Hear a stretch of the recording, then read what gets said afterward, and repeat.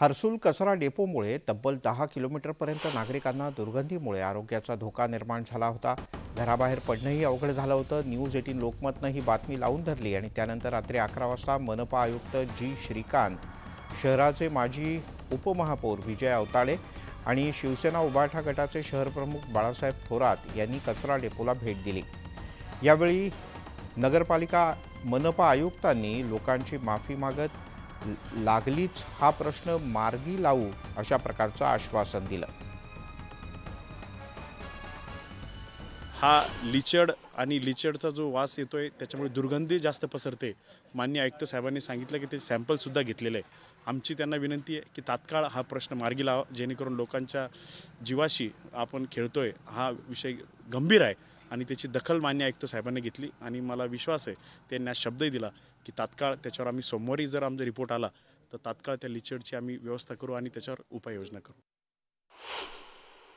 या ठिकाणी जो ETPची गरज आहे आणि ETP आम्ही या ठिकाणी बनवणार आहेत आणि तो पूर्वी या ठिकाणी जे कलेक्ट झालेलं लिचेट आणि मिक्स झालेली जी पावसाची पाणी आहे ते तातडीनं या ठिकाणी काढण्याचा आम्ही सूचना दिलेल्या आहेत आणि त्यासोबतच या कचरा प्रोसेसिंग प्लांट 100% दररोज व्हावा या अनुषंगाने CCTV ही बसवण्याच्या सूचना दिलेल्या आहेत आणि विशेष करून या ठिकाणी प्रोसेसिंग प्लांट आपल्याला लवकर चालू करायचा होता।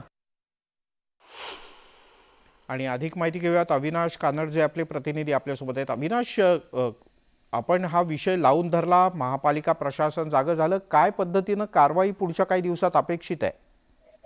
नक्कीच नागरिकांना जो छत्रपती संभाजीनगरमध्ये त्रास होता तो त्रास नागरिकांनी आपल्या माध्यमातून आपण प्रशासनापर्यंत पोहोचवला। जो त्रास होता तो भयंकर त्रास होता असं नागरिकांनी सांगितलं आणि आपण एकमेव होतो जे नागरिकांच्या समस्या वेळोवेळी मांडल्या, हा प्रश्न लावून धरला।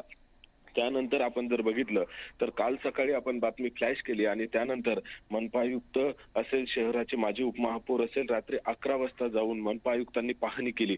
विशेष म्हणजे आपल्या बातमीमध्ये आपण असं सांगितलं होतं की पर्टिक्युलर रात्रीच्या वेळेला हा नागरिकांना त्रास होतो आणि रात्रीला जाऊन मनपा आयुक्तांनी ही पाहणी केली।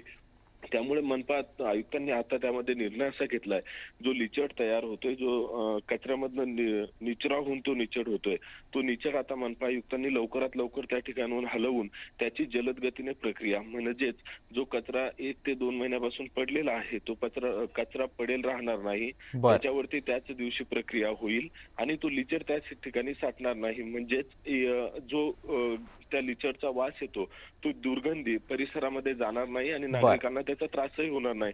आणि विशेष म्हणजे आपल्या माध्यमातून मनपा आयुक्तांनी स्वतः नागरिकांची माफी देखील मागलेली आहे। ठीक आहे अविनाश, तुर्तास धन्यवाद या सगळ्या माहितीबद्दल।